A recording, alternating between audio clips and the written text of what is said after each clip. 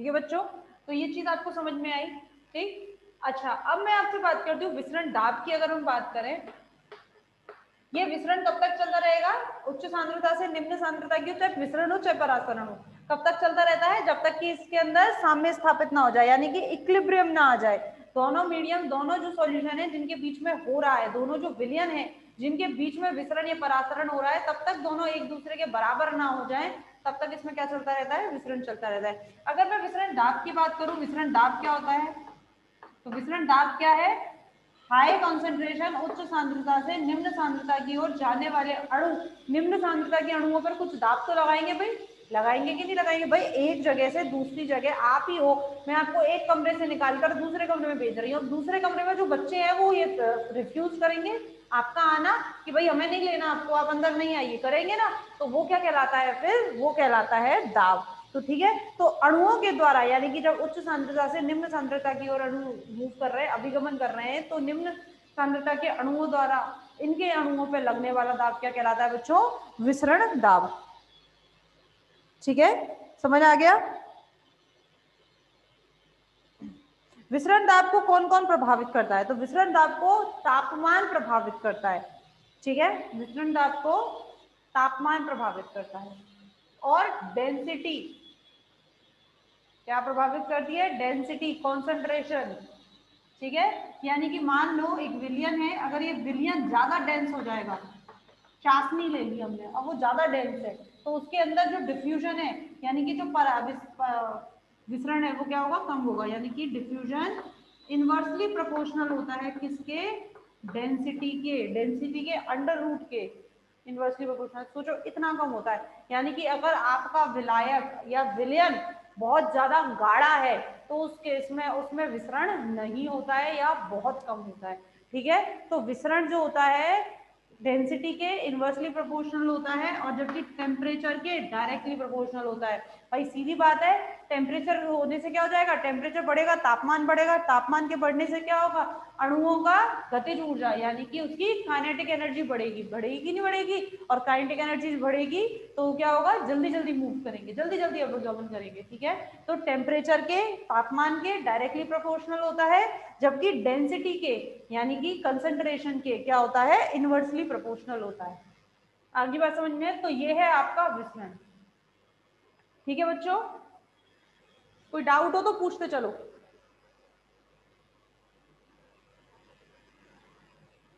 क्योंकि आप लोगों को तो मैंने फर्स्ट ईयर में भी नहीं पढ़ाया था। फर्स्ट ईयर में भी आप लोगों की क्लास मैंने एक भी नहीं ली थी। आप लोगों की क्लास लता मैडम ने ली थी बॉटनी की, तो मैं तो आप लोगों को बिल्कुल ही नहीं जानती हूँ, तो इसलिए आप लोगों को किसको क्या समझ आ रहा है नहीं आ रहा है, तो वो आप लोग पता यहाँ पे बताते चाहिए मुझे, तभी पता चलेगा। अब बात करते हैं परासरण। ऑस्मोसिस की बात कर ले भाई। परासरण, तो परासरण मैंने आपको बताया, परासरण क्या है? एक विशेष प्रकार का विसरण है जिसमें विलायक के अणु, एक विशेष प्रकार का विसरण है जिसमें विलायक के अणु अपनी उच्च सांद्रता से निम्न सांद्रता की ओर गति करते हैं। अब इसमें और क्या अलग होता है? इसमें अलग होती है इसकी झिल्ली। इसमें हम बात करते हैं अर्धपारगम्य झिल्ली की। अब भाई सीधी बात है, यहाँ अपने आप समझ में आ गया कि नहीं आ गया? अर्धपारगम्य मैंने आपको बताया। भाई सीधी बात है, हम जल की बात करेंगे क्योंकि केवल जल को ही तो आने दे रहा है, विलायक को ही तो आने दे रही है ये झिल्ली, आने दे रही नहीं आ रही। पारगम्यता हमने पढ़ी है, पारगम्यता में हमने अर्धपारगम्य पढ़ा है। अर्धपारगम्य में मैंने आपको बताया था कि जो केवल विलायक के अणुओं को आने दे और विलय के अणुओं को ना आने दे, वो क्या कहलाती है? अर्धपारगम्य। तो हम इसमें क्या बात कर रहे हैं? दो मीडियम है, जैसे मान लो ये क्या है? झिल्ली, अर्धपारगम्य झिल्ली। अब यहाँ पे विलायक मौजूद है और विलय भी है, अणु, कुछ विलय के अणु भी है। ऐसे यहाँ पर भी विलायक है लेकिन विलय के कॉन्सेंट्रेशन ज्यादा है। और अर्धपारगम्य झिल्ली है तो केवल किसको आने देगी? विलायक को। तो क्या करेगा? H2O मूव करेगा, करेगा कि नहीं करेगा? तो इसीलिए हम कह देते हैं परासरण क्या है? परासरण एक विशेष प्रकार का विसरण है जिसमें जल या विलायक के अणु अपनी उच्च सांद्रता से निम्न सांद्रता की ओर अर्धपारगम्य झिल्ली द्वारा अभिगमन करते हैं। आगे बात समझ में? ठीक है, अच्छा एक बात बताओ, अब ये जाएंगे, अगर ये जाएंगे तो ये जो अणु है यहाँ पर निम्न सांद्रता के अणु है, ये इस पर दाब लगाएंगे कि नहीं लगाएंगे? जैसे हमने किस में बात करी थी? विसरण में बात करी थी। तो इसका मतलब ये भी क्या होगा? परासरण दाब। यानी कि जब ये अपन जाते हैं तो निम्न सांद्रता के अणु उच्च सांद्रता के अणुओं पर कुछ दाब लगाते हैं और उसी दाब को हम क्या कहते हैं, परासरण दाब। आगे बात समझ में, ठीक है। चलिए अच्छा एक बात बताओ आप लोग, एक दो होते हैं अंतः परासरण, अंतः परासरण यानी कि एंडोऑस्मोसिस,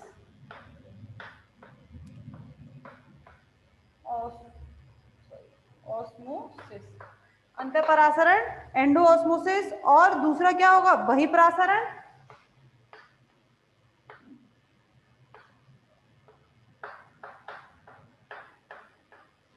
एक्सोऑस्मोसिस। अंदर की तरफ विलायक का, जल का, कोशिका है या कोई भी सिस्टम है, उसके अंदर जाना क्या हो जाएगा, अंतःपरासरण, और जल का उससे बाहर निकल जाना क्या हो जाएगा, बहिःपरासरण। और इसका बहुत अच्छा एग्जांपल है किशमिश, लो उसको चाशनी में डाल दो या जल में डाल दो, जल में डाला तो क्या हो जाएगी, फूल जाएगी, और वैसी पिचकी होती है किशमिश, आपने उसे उसमें डाल दिया अगर चाशनी में तो और पिचक जाएगी। ठीक है, अंगूर ले सकते हो, अंगूर से भी कर सकते हो, चाशनी में डालोगे तो पिचक जाएगा, पानी में डालोगे तो फूल जाएगा। यानी कि कहने का मतलब ये है, अगर ज्यादा कॉन्सेंट्रेशन में, इसको हम उससे भी दे सकते हैं, ज्यादा कॉन्सेंट्रेशन में डाल दिया, भाई इसमें क्या है, चाशनी में बाहर की तरफ विलायक कम है कि नहीं है, अंदर की तरफ ज्यादा है, मतलब कि हमने दिए किशमिश, तो किशमिश में अंदर की तरफ क्या है, किशमिश और चाशनी, तो किशमिश और चाशनी के कंपैरिजन में किशमिश में पानी की मात्रा ज्यादा है, जल की मात्रा ज्यादा है, क्योंकि चाशनी में क्या है, कम है, तो जल कहाँ जाएगा, अपनी उच्च सांद्रता से निम्न सांद्रता की ओर, यानी कि किशमिश से बाहर निकल जाएगा, तो इसको कहते हैं बहिःपरासरण। और अगर हमने उसमें डाल दिया पानी में, शुद्ध जल में, तो किशमिश के कंपैरिजन में, किशमिश की तुलना में बाहर क्या है, पानी की मात्रा ज्यादा है, तो कहाँ जाएगा वो, बाहर से अंदर की ओर, तो इसे कहते हैं अंतःपरासरण। आगे बात समझ में सबको, ठीक है। अच्छा इसी के आधार पर तीन वो भी होते हैं इसके टाइप, कौन से, अल्पपरासरी, समपरासरी, अल्पपरासरी और अतिपरासरी। ये समझ में आया ना बच्चों सबको।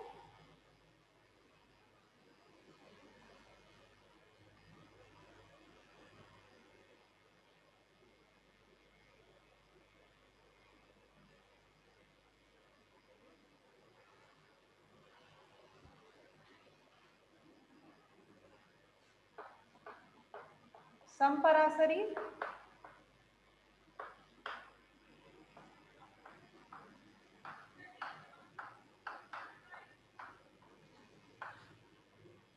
अल्पपरासरी और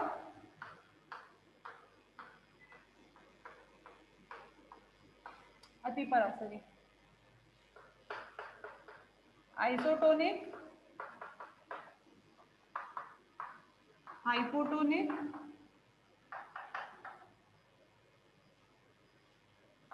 और हाइपोटोनिक।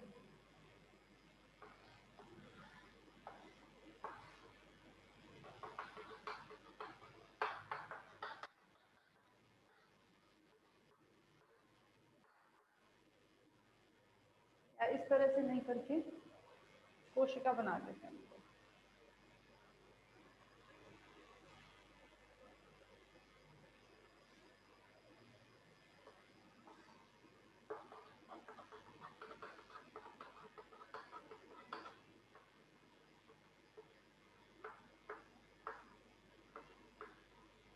आइसोटोनिक, समपरासरी, यानी कि कोशिका के अंदर का और कोशिका के बाहर का, दोनों का विलयन कैसे है, दोनों की विलयन की मात्रा बराबर है, यानी कि जितना पानी अंदर जा रहा है उतना ही पानी बाहर निकल रहा है, दोनों की कॉन्सेंट्रेशन, दोनों की सांद्रता क्या है, बराबर है, तो उसे कहते हैं समपरासरी। अल्पपरासरी, जब बाहर जल की मात्रा क्या है, कम है, और अंदर जल की मात्रा ज्यादा है, यानी कि जब अंदर से बाहर जल के अणुओं का मूवमेंट होता है, अभिगमन होता है, ठीक है, जब अंदर से बाहर, डेफिनेशन की हाँ भाई, परासरण दाब पूछ रहे हैं कुछ, ऑस्मोटिक प्रेशर, परासरण दाब। परासरण दाब क्या होता है, मैंने अभी आपको बताया, जैसे हम लोगों ने विसरण की बात करी थी, दो सिस्टम है, दो विलयन है। अब एक है आपका विलयन, देखिए इधर, ये है आपका विलयन, यानी कि इसमें विलायक और विलय दोनों हैं। ये है शुद्ध जल, ये इसकी अर्धपारगम्य झिल्ली। तो कहाँ होगा मूवमेंट, यहाँ से यहाँ होगा कि नहीं होगा अभिगमन, ठीक है। तो जो इसके अणु हैं, यानी कि शुद्ध जल को विलयन में आने से रोकने के लिए पैदा होने वाला दाब परासरण दाब कहलाता है। शुद्ध जल के अणुओं को उच्च सांद्रता वाले विलयन में आने से रोकने के लिए पैदा होने वाला दाब परासरण दाब कहलाता है। उसमें होने वाली वृद्धि को रोकने के लिए पैदा होने वाला दाब परासरण दाब कहलाता है। आगे बात समझ में, वही बात हमने विसरण में गिनी थी, पर परासरण में हम किसकी बात करते हैं, केवल जल के अणुओं की बात करते हैं, और विसरण में हम सबकी बात करते हैं। अब क्लियर है, जिसने भी पूछा था परासरण दाब उसको अब क्लियर है भाई। उच्च शुद्ध जल के अणुओं को विलयन में जाने से रोकने के लिए पैदा होने वाला दाब परासरण दाब कहलाता है। और अगर मैं इसकी आपको पूरा इक्वेशन बताऊं तो परासरण दाब किसके बराबर होता है, CST। CST क्या है, C है मोलर कॉन्सेंट्रेशन, जो मॉलिक्यूल्स जा रहे हैं, जो मॉलिक्यूल्स है उसमें उनकी उनकी मोलर कॉन्सेंट्रेशन जो आपको दी होती है। S क्या है, सॉल्यूट कॉन्सेंट्रेशन, यानी कि विलय का नियतांक, solute constant, sorry solute constant, जो एक बराबर होता है, एक विशेष होता है। और T क्या है, तापमान। आपको याद नहीं रखना है, केवल आप पूछ रहे हैं इसलिए बता दूंगा। ऑस्मोटिक प्रेशर परासरण दाब किसके बराबर होता है, CST के बराबर होता है। C क्या है, मोलर कॉन्सेंट्रेशन, S क्या है, सॉल्यूट कांस्टेंट यानी कि नियतांक, और T क्या है, तापमान। आ गई बात समझ में भाई। परासरण दाब जिसने भी पूछा उसको समझ आ गया होगा। चलिए,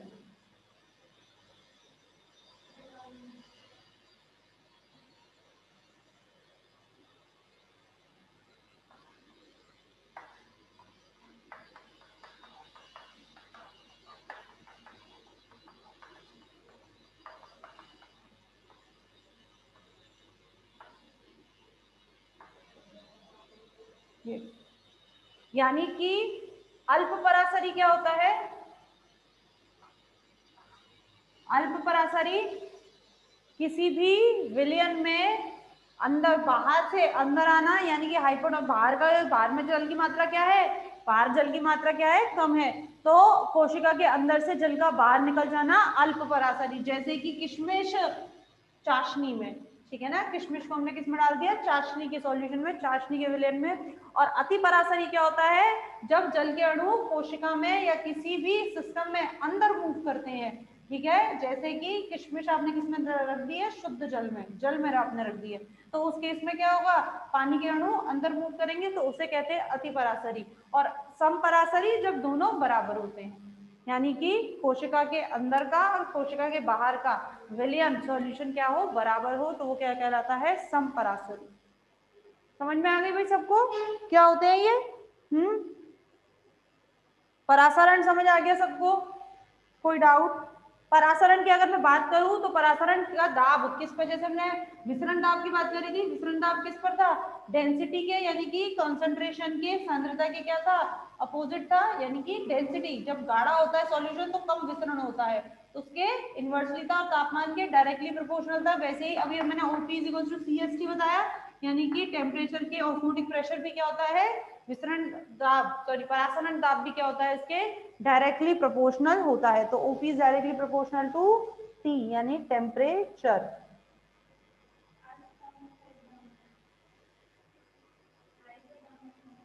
आइसोटोनिक एग्जांपल, आइसोटोनिक के एग्जांपल क्या होगा भाई, आप जैसे कोई भी कोशिका ले लीजिए, आइसोटोनिक में तो आप क्या बताएंगे, कोई भी मीडियम है, अगर उसके अंदर ना अंदर जा रहा है ना बाहर जा रहा है, ऐसे की ऐसा ही है, तो आप उसे क्या कहेंगे, कोशिका को, उसको आप समपरासरी करेंगे। अब इसका तो एग्जांपल क्या ले सकते हैं आप, कोई भी मीडियम ले सकते हैं। अब इसकी तो आप ले सकते हैं कि आपने उसको चने आपने किशमिश को या अंगूर को डाल दिया।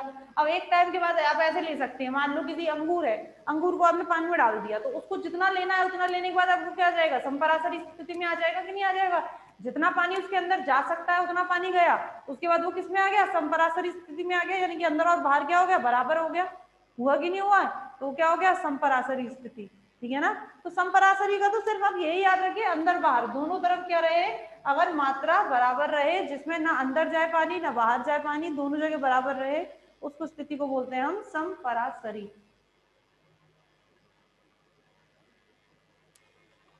ठीक है। चलिए अब इसके बाद है आपका स्फीत दाब। स्फीत दाब क्या होता है, टर्गर प्रेशर।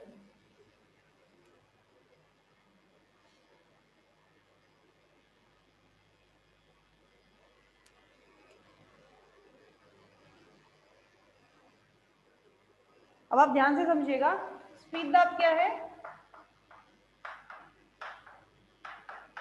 Turgor pressure. ठीक है, टर्गर प्रेशर, इसको हम क्या बोलते हैं, टर्गर प्रेशर, स्फीत दाब। अभी जैसे मैंने आप लोगों को बात करी थी, मैंने कहा था आपने किशमिश है, हमने लिया है किशमिश, उसको आपने डाल दिया शुद्ध जल में, किशमिश है, ठीक है, उसको शुद्ध जल में डाल दिया, शुद्ध जल में डालने के बाद वो क्या हो जाएगी, फूल जाएगी, ये फूल गई। ठीक है, फूल जाएगी, इसका मतलब जल के अणु कहाँ गए, अंदर गए हैं। ठीक है, जल के अणुओं के अंदर जाने की वजह से इस पर लगेगा कुछ प्रेशर, लगेगा कि नहीं लगेगा, बताओ, लगेगा। तो इस पे यानी कि पानी के अणु उस किशमिश की भित्ति पर अंदर से कुछ प्रेशर लगा रहे हैं, तभी तो वो फूली है, तभी तो वो बड़ी हुई है। तो वही दाब जो शुद्ध जल के अणुओं द्वारा कोशिका की भित्ति पर लगाया जाता है, अंदर से कोशिका की भित्ति पर लगाया जाता है, उसी को कहते हैं हम टर्गर प्रेशर, यानी कि स्फीत दाब। आ रही बात समझ में, शुद्ध जल के अणुओं द्वारा, या मैं ये कहूं विलायक के अणुओं द्वारा कोशिका की भित्ति पर अंदर से लगने वाला दाब क्या होता है, स्फीत दाब, जिससे वो क्या रहती है, फुली टर्जिड रहती है। टर्जिड यानी कि पूरे अपनी पूरी स्थिति में रहती है, बिल्कुल चौड़ी होकर रहती है, उसमें जरा सा भी आपको लचीलापन नहीं मिलता है। तो वो किसकी वजह से, स्फीत दाब की वजह से। अब एक बार बताओ, इस स्फीत दाब को बैलेंस भी तो करना पड़ेगा। बैलेंस कैसे, अगर ऐसा ही रहा, अगर दाब लगता रहा, तो फिर वो कोशिका तो फट जाएगी, फटेगी नहीं फटेगी भाई, एक टाइम के बाद वो अगर चौड़ी होती रहेगी तो फट जाएगी, यानी कि बाहर से उसको मेंटेन भी तो करना पड़ेगा। और इसके लिए होता है वॉल प्रेशर। क्या होता है बच्चों, वॉल प्रेशर, जो किसके द्वारा लगता है, कोशिका की भित्ति के द्वारा लगाया जाता है, लेकिन कहां से, बाहर से, कोशिका की भित्ति के द्वारा लगाया जाता है। स्फीत दाब क्या है, जल के अणुओं के द्वारा, जल के अणु अंदर से दाब लगा रहे हैं, किस पर, कोशिका की भित्ति पर, और कोशिका की भित्ति बाहर से दाब लगा रही है, तो यानी कि कोशिका जल के अणुओं द्वारा और भित्ति के द्वारा लगने वाला दाब क्या हो जाता है, बराबर हो जाता है। तो इसको बोलते हैं टर्गर प्रेशर, ये हो जाता है वॉल प्रेशर। स्फीत दाब किसके बराबर होता है, वॉल प्रेशर के बराबर। अब एक बात बताओ, अगर ऑस्मोटिक प्रेशर यानी कि परासरण दाब 0 होगा, या मैं कहूं परासरण, अगर स्फीत दाब नहीं है, स्फीत दाब 0 है, तो इसका मतलब ऑस्मोटिक प्रेशर है या नहीं है, ज्यादा है या नहीं भाई। एक अब इसमें देखो, इसमें क्या है, इसमें ये किशमिश है, किशमिश पर कोई स्फीत दाब नहीं है अभी, है या नहीं है, यानी कि इस किशमिश पर ऑस्मोटिक प्रेशर है, या अभी इसमें जल के अणुओं को अंदर जाना है कि नहीं जाना है, यानी कि जल के अणुओं इसमें प्रेशर लगाएंगे, यानी मैं कहूंगी जब टर्गर प्रेशर 0 है तो ऑस्मोटिक प्रेशर ज्यादा है। जैसे ही टर्गर प्रेशर बढ़ना शुरू करेगा, ऑस्मोटिक प्रेशर कम होना शुरू करेगा, और एक समय के बाद टर्गर प्रेशर किसके बराबर हो जाएगा, ऑस्मोटिक प्रेशर के बराबर हो जाएगा। एक समय पर टर्गर प्रेशर किसके बराबर हो जाता है, ऑस्मोटिक प्रेशर के। तो इस कंडीशन में सेल कैसी है, फ्लैसिड। फ्लैसिड का मतलब पिचकी हुई है। इस कंडीशन में जब टर्गर प्रेशर बिल्कुल नहीं है और ऑस्मोटिक प्रेशर है, ऑस्मोटिक प्रेशर यानी कि परासरण दाब है, अभी अणु अंदर से जल पर, जो अंदर पर निम्न सांद्रता के विलयन के अणु हैं, वो जल के अणुओं पर प्रेशर लगा रहे हैं, तभी तो जल अभी अंदर नहीं गया है। तो इस कंडीशन में ऑस्मोटिक प्रेशर क्या है, ज्यादा है, और टर्गर प्रेशर बिल्कुल भी नहीं है, यानी कि कोशिका कैसी है, पिचकी हुई है, फ्लैसिड है। और धीरे धीरे क्या हुई, फूलनी शुरू हुई। इसके नाम होते हैं, तो मैं अभी आपको समझाने के लिए बोल रही हूँ, ठीक है। और इस कंडीशन में क्या है, पूरी तरह फूल गई, पूरी तरह फूल गई, कोशिका के अंदर जितनी क्षमता थी उस हिसाब से फूल गई, यानी कि ऑस्मोटिक प्रेशर जो लग रहा था अब वो किसके बराबर हो गया, टर्गर प्रेशर के बराबर हो गया है। तो इसको हम क्या बोलते हैं, ऑस्मोटिक प्रेशर का टर्गर प्रेशर के बराबर हो जाना, यानी कि इसका बराबर हो गया। तो ये कैसी हो गई, कोशिका स्फीत हो गई है। हाँ, हिंदी में बोलते हैं इसको स्फीत कोशिका। स्फीत कोशिका पूरी तरह फूल गई, ठीक है। और अगर टर्गर प्रेशर 0 है और ऑस्मोटिक प्रेशर ज्यादा है तो इसको बोलते हैं शलत कोशिका,